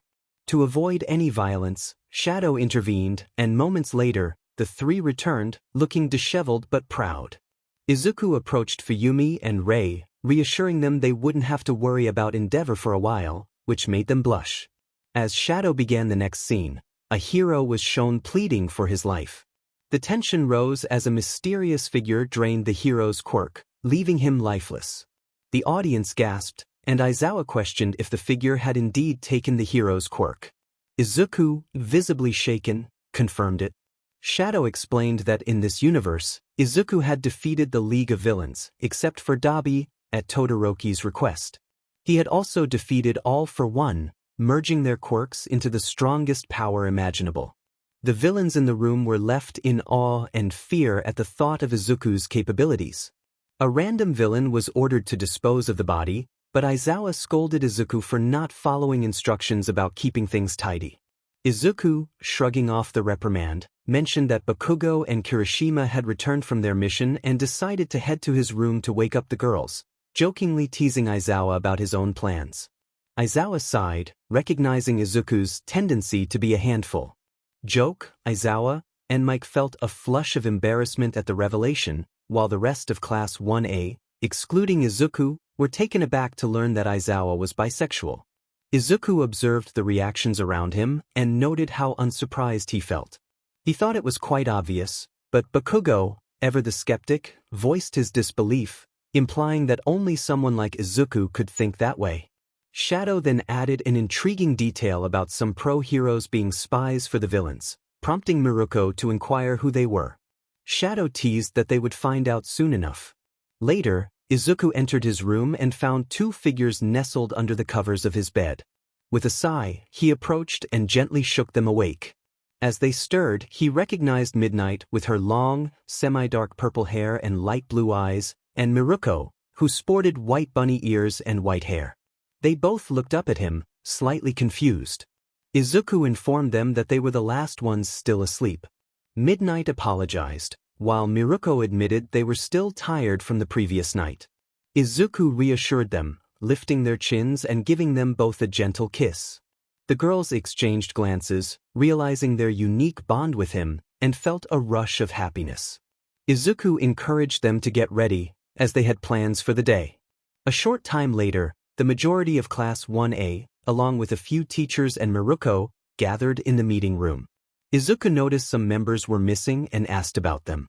Bakugo explained that they were still conducting reconnaissance on the heroes. Izuku acknowledged this and shifted the conversation to their findings. Todoroki reported that Endeavor and other heroes had raided 2 of their bases and were getting closer to uncovering their plans. Kirishima added that they had managed to recruit more allies. Izuku inquired about their territories, and Tsuyu confirmed that the seaside area was under heavy surveillance, as expected. Mina noted that the shopping district had increased security and added cameras. Izuku commented on the heroes' growing fear, then asked if they had located the next component for their machine. Jairu confirmed it was in a safe house in a remote location, heavily guarded and protected by a code that changed every 12 hours. Izuku chuckled softly, feeling optimistic about their progress, and assured them that he would handle the safe house situation personally. Bakugo teased him about his intentions, and Izuku acknowledged their past but appreciated Bakugo's concern. After concluding the meeting, Izuku stood and instructed everyone to return to their tasks. The group saluted him in unison, affirming their respect and loyalty. Once back in his room, Izuku changed into civilian clothes and stepped outside, unaware that someone was watching him from the shadows. A figure crouched nearby, communicating through a walkie-talkie, confirming their target's location. As the scene shifted, Izuku expressed a sense of foreboding, while Shadow asked how everyone felt about the recent events. Todoroki and Kirishima shared their enjoyment, but they were puzzled about the saluting. Shadow explained that in this world, Izuku had saved their lives during a raid, risking everything to protect them from being arrested. The revelation left everyone stunned, realizing the depth of Izuku's sacrifice.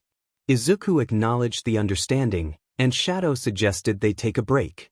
The group dispersed to enjoy their time, while a portal opened and the mysterious figure reappeared.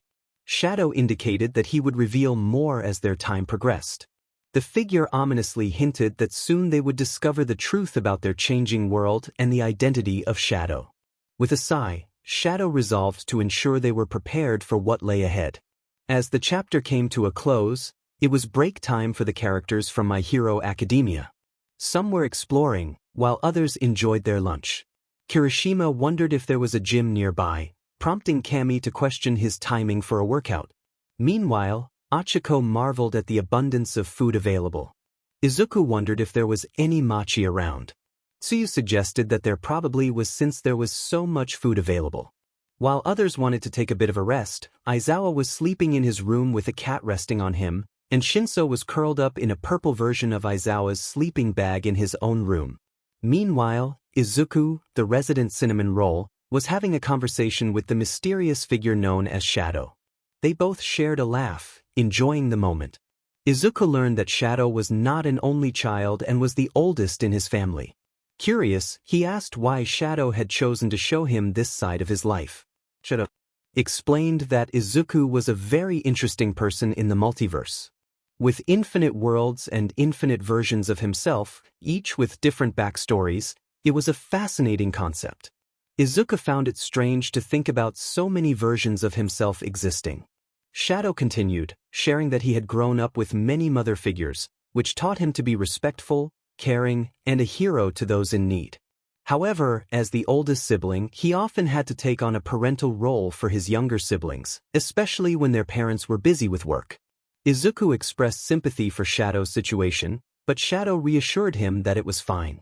When Izuku inquired about Shadow's father, he noticed a change in Shadow's demeanor. Shadow hesitated, looking down, and revealed that his father was often around but preoccupied with work. This left Shadow to depend on himself and care for his siblings. Shadow shared that while his siblings loved their father, he had a complicated relationship with him.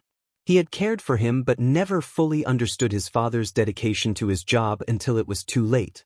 Shadow had read his father's journals, which helped him understand, but it was a bittersweet realization. As the conversation came to a close, Shadow checked the time and suggested they get some rest before continuing. Izuku agreed and wished Shadow a good rest before walking away. Shadow sat quietly, staring at his phone wallpaper, a recent photo of him and his family, and whispered that he missed his dad. After some time, Shadow got up and walked to his room, laying on his bed to rest until it was time to continue. Later, Shadow announced over the intercom that everyone should return to the theater as the break was over. The group settled into their seats, some sitting next to familiar faces while others found new companions. Once everyone was settled, Shadow began the next segment. The screen displayed Eri packing her blanket and book into her backpack, while Kaminari looked out the window for any signs of danger. Izuku was busy gathering supplies, ensuring they had everything they might need, like unexpired food and candles. He asked if Kaminari and Eri were ready, and Kaminari confirmed that there were no threats outside. Eri also expressed her readiness, and they set off on their journey to the next city. As they walked, Izuku noticed Eri sticking close to him, which made him smile as he gently patted her head. Eri asked how long they would be walking, and Izuku estimated about 30 minutes. Kaminari joked about his legs getting tired, and they shared a light moment as they continued on their path. Suddenly, the sound of motorcycles approached, causing Izuku to tense up. The motorcycles circled around them, and Izuku recognized the danger. Eri, frightened, hid between him and Kaminari, shutting her eyes. When the motorcycles stopped, the riders dismounted. Izuku, holding his blade, demanded to know what they wanted. One of the riders, removing his helmet, revealed himself to be Shigaraki, Izuku's older brother. The group was taken aback, frozen in shock as Izuku and Shigaraki exchanged blank stares. Izuku, surprised, ran forward and hugged Tamura, his brother, while Kaminari stood with Eri. Tamura acknowledged Kaminari with a casual greeting. After releasing his brother, Izuku questioned how Tamura could be a dead rider. Tamura sighed, explaining that they were somewhat forced into this role. Kaminari then asked about the other two riders, who removed their helmets to reveal themselves as Tuya Todoroki and Himiko Toga. Kaminari was shocked, and Tuya greeted them casually, while Toga cheerfully said hello. Izuku was taken aback, realizing it had been a long time since he had seen them, especially before everything had changed. Tuya asked if Izuku had seen Shoto anywhere, but Kaminari replied that he hadn't. Tuya sighed, while Toga asked about Katsuki. Izuku admitted he hadn't seen him either. Toga expressed her concern about the angry Pomeranian, and Bakugo responded with a jab about the psycho simp. They exchanged glances, realizing they were talking about each other's siblings, and both were taken aback by the revelation. Shadow explained that in this universe, Toga was Bakugo's adopted sister, which brought them relief. Tamura glanced at Eri and asked who she was. Izuku introduced her, explaining they had rescued her from some fallen debris the day before. Toga cooed at Eri's cuteness, who clung nervously to Kaminari's leg. Kaminari then shifted the conversation, questioning what they meant by being forced to be dead riders. Tamura sighed, referencing a theory about the dead riders being responsible for the fall. Izuku listened intently as Tamura clarified that while the leader of the dead riders initiated the fall, the group itself formed afterward. Kaminari inquired about the leader's identity, but Tamura admitted that no one knew who it was. Izuku's gaze fell on AFO, suggesting he might be the leader, to which AFO responded with skepticism. Tamura then asked where they were headed, and Izuku mentioned the city, which was about 20 minutes away. Tamura insisted they all hop on their bikes, and despite Izuku's hesitation, he complied. Kaminari sat with Tuya while Izuku rode with Tamura, and Eri squeezed in between them, too nervous to leave Izuku's side.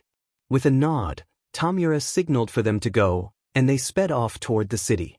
They arrived in about 10 minutes and searched for a place to camp for the day. Upon finding a suitable building, they dismounted their bikes, but Izuku was unexpectedly swept off his feet and landed on the floor.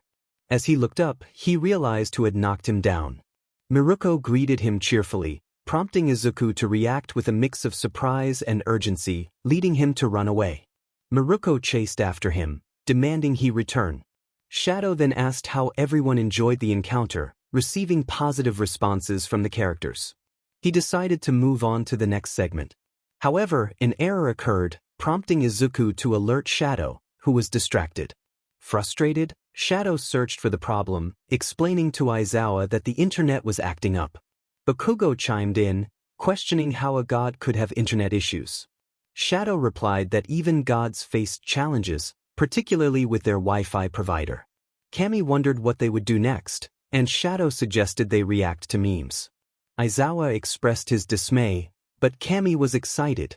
As the show commenced, various humorous exchanges unfolded among the characters, showcasing their personalities and interactions. The scene shifted to a discussion about Izuku's background, revealing that he was the youngest son in a Yakuza family named Shimada. Unlike his siblings, he was not destined to be the heir, leading to a more sheltered upbringing. This situation angered the clan elders, especially after the death of Izuku's father, who had spoiled him. They pressured Izuku's older brother, Stain, to push Izuku into taking a more active role in the family's affairs. Tension grew between Izuku and Stain, culminating in a confrontation that nearly cost Izuku his life. However, he was saved by Dr. Momo Yaoyorozu, who was part of an international group of heroes known as Overwatch. As the narrative unfolded, a beautiful image of two dragons circling each other appeared on the screen, accompanied by a legend about the Dragon Brothers who maintained balance and harmony in the heavens.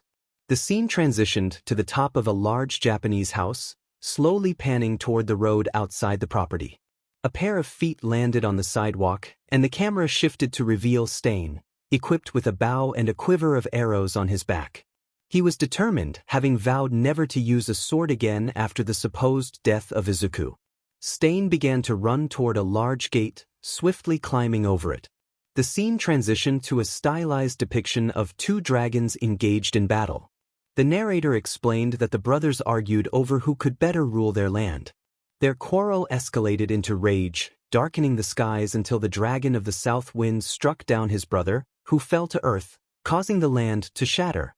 The artwork continued to show the fierce struggle, ending with the blue dragon hovering above the green one, who lay surrounded by flames. The scene shifted back to Stain, who was running along a wall. He pulled back his bow and shot an Omnic guard, hitting him and causing another guard nearby to stumble in surprise. This startled guard fumbled with his phone, unable to hold it properly. Stain, meanwhile, had put another guard into a chokehold and shot the phone out of the frightened guard's hand, causing him to crash into a giant bell, rendering him unconscious. Bakugo commented on the situation, expressing his disdain for the guard's clumsiness, while Ida reminded him that they were trying to watch. Shadow intervened, telling both of them to be quiet. The scene returned to the artwork, depicting the dragon of the south wind, who appeared troubled. The narrator conveyed that although the dragon had triumphed, he soon realized the loneliness that came with victory, as the sweetness of his conquest turned to ash. The screen briefly showed the moon before returning to Stain, who was now inside a large Japanese building. He was being observed as a man appeared from the roof of a smaller structure within the rocky front of the house. Stain approached a shrine adorned with a tattered banner and a sword in its sheath. The narrator continued, explaining that for years, the dragon's grief had thrown the world into chaos, leaving him with only bitterness and sorrow. As the narration unfolded, the screen transitioned from the banner to Stain's face, then to an illustration of a man standing on a mountain, facing the dragon. The narrator described how a stranger called out to the dragon, asking why he was so troubled. The dragon confessed that in seeking power, he had killed his brother and felt lost without him. The stranger advised him to heal his wounds and walk the earth humbly, promising that peace would follow. As the narration concluded, the screen showed Stain lowering himself to his knees, laying down his bow, and placing a bowl, an incense stand, and a feather before him. After lighting the incense, Stain opened his eyes and declared that he was not the first assassin sent to kill him, nor would he be the last. The scene shifted to a crouching man whose cybernetic body began to glow green. He leaped silently to the ground. Zero questioned if the man was a robot, to which Shadow replied that he was, In a way. The mysterious figure boldly confronted Stain, reminding him that he had entered the den of his enemies. Stain asserted that this was once his home and questioned whether the man's masters had informed him of his identity. He quickly grabbed his bow and shot at the cybernetic figure, who skillfully dodged the arrow. The figure acknowledged Stain, calling him Kaizome, which shocked Stain momentarily. He fired another shot, which curved toward the stranger, but the figure evaded it again. The stranger revealed that he knew Stain visited every year on the same day. Angered, Stain knocked 3 arrows and shot another curved one at the stranger, who darted behind a light and dodged the next 2 arrows. The figure then released 3 shuriken from his arm, taunting Stain about the risks he took to honor someone he had murdered. Stain dodged the shuriken, but 2 of his arrows were broken in the process. He insisted that the stranger knew nothing of what had transpired. Stain shot again, but the figure deflected the arrow with his sword, sending Stain back into the light and down to a lower area of the room. Stain pursued him, shooting another arrow that split into multiple projectiles, but the figure managed to deflect them and sprint toward a large balcony. Stain searched for the figure but could not locate him. The stranger's voice echoed, suggesting that Stain justified his actions by claiming his brother disobeyed the clan and that he had to kill him to maintain order. Stain shot at a wall, believing the figure was there, but the stranger was actually behind him, sword drawn. Stain, still focused, began to knock another arrow. He stated that it was his duty and his verdict, shooting at the stranger again. The figure used his sword to deflect the arrow, sending it spinning to the ground. Stain insisted that this did not mean he did not honor his brother. He shot once more, but the arrow was sliced in half. The audience watched in awe at the skill displayed by this version of Izuku. Nizu noted that the figure had been trained well, while Aizawa wondered by whom. An enraged Stain charged at the stranger, who met him head-on. They clashed, with Stain attacking while the stranger skillfully blocked and dodged until he found an opening. He used his sword to clash with Stain's bow, then leaped and kicked him toward the ledge railing, applying pressure with his sword.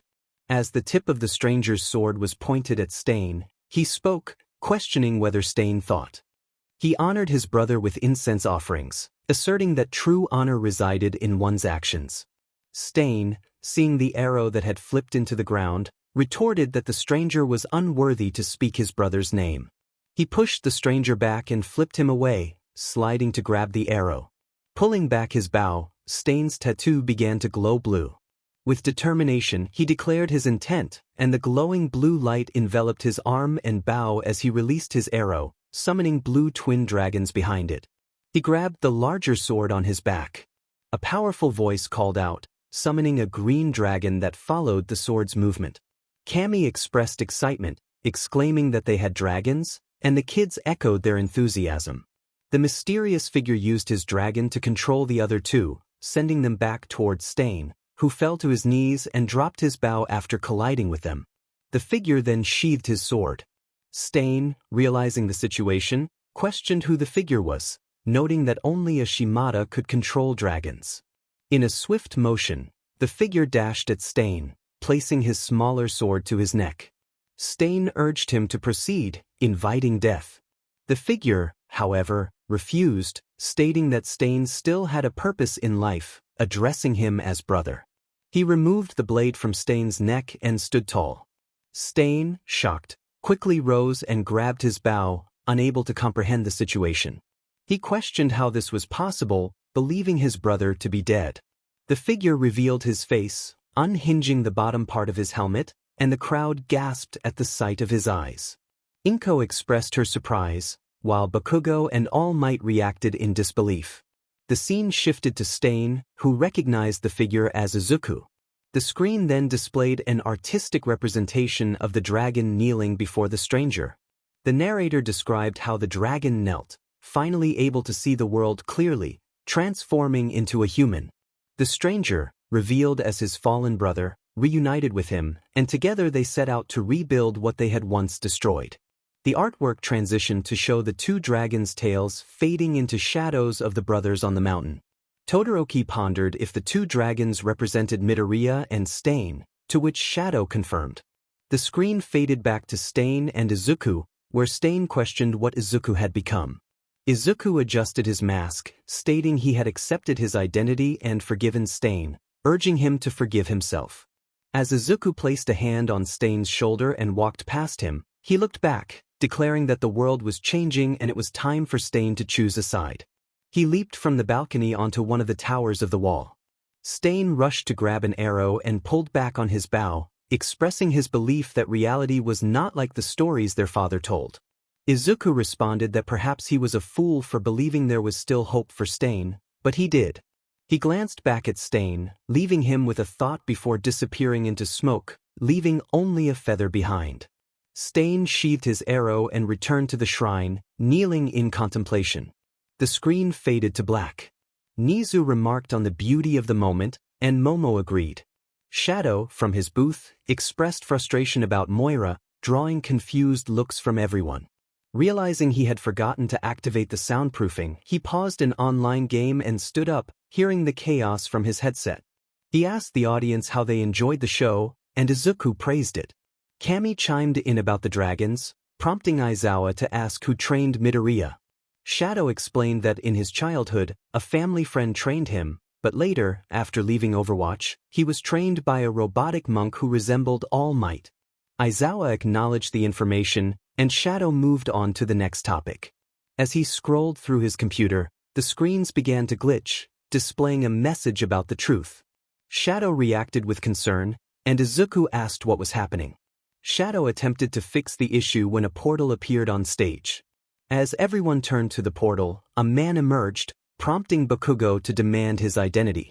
The man introduced himself, but Shadow interrupted, recognizing him as Kenji. Shadow rushed down to tackle Kenji, expressing his need for more time. Kenji insisted that time had run out and urged Shadow to share the truth. All Might inquired about what was being revealed, and Kenji disclosed that Shadow's full name was Shadow Toshi Midoriya. The audience was taken aback, turning their attention to Shadow, who stood silently. Aizawa connected the dots, realizing Shadow was the eldest biological child of Izuku Midoriya. Inko approached Shadow, expressing pride in the young man he had become. Shadow chuckled softly, acknowledging his good genes. Izuku, surprised, asked about Shadow's mother, and all eyes turned to Momo, who appeared overwhelmed. The atmosphere shifted as Midnight pointed out the significance of Shadow's middle name, while All Might celebrated silently. Aizawa noted that Midoriya remained an All Might fan, and Shadow confirmed it. Izuku recalled a previous conversation about Shadow's father being in a coma, prompting questions about Midoriya's condition. Shadow sighed, hinting at the implications of Izuku's powers. Bakugo inquired about One for All, and Shadow explained that Izuku had recently unlocked a new quirk called Black Whip. Monoma interjected, recalling a moment of loss of control, but Kendo urged him to let Shadow continue. Shadow elaborated that Black Whip was one of 6 quirks that would manifest, explaining that as Izuku aged, he would experience signs of weakness or illness until years later. Ida realized that this meant Izuku was getting older, and Shadow confirmed that with age came the toll on his health. Izuku found himself in a curious situation, pondering the number of grandchildren Inko had. Inko looked at Shadow, who summoned a scroll that unfurled dramatically across the floor. Shadow, with a hint of nonchalance, remarked that he was too lazy to read the details, suggesting that there were indeed many grandchildren. Inko's eyes widened in surprise at the thought. With a playful tone, Shadow announced that since everyone was now aware, he could share videos from his childhood. He then walked toward his small computer room, excitement evident in his stride. The chapter concluded, leaving readers eager for more. The author reflected on the creative process, explaining that new ideas often emerged from various inspirations. Recently, an interest in Spider Deku stories had sparked the desire to create something new. While there were other stories waiting for updates, the author acknowledged the challenge of focusing on multiple projects at once but promised that those stories would eventually return. Gratitude was expressed to the readers, with a heartfelt wish for their well-being until the next update. Izuku was skating, showcasing his skills. Everyone around him was surprised, exclaiming how they had no idea he could skate. Kiri praised him, calling it manly, and Izuku thanked him for the compliment. As the scene shifted, the group gathered, with Shin carrying a backpack and Tadu dressed in a navy blue long-sleeve shirt. Baku was recording their antics. Kami expressed disbelief that everyone was skating too, and Shin confirmed it. Meanwhile, Endeavor thought to himself that Shoto should be training instead of skateboarding with friends.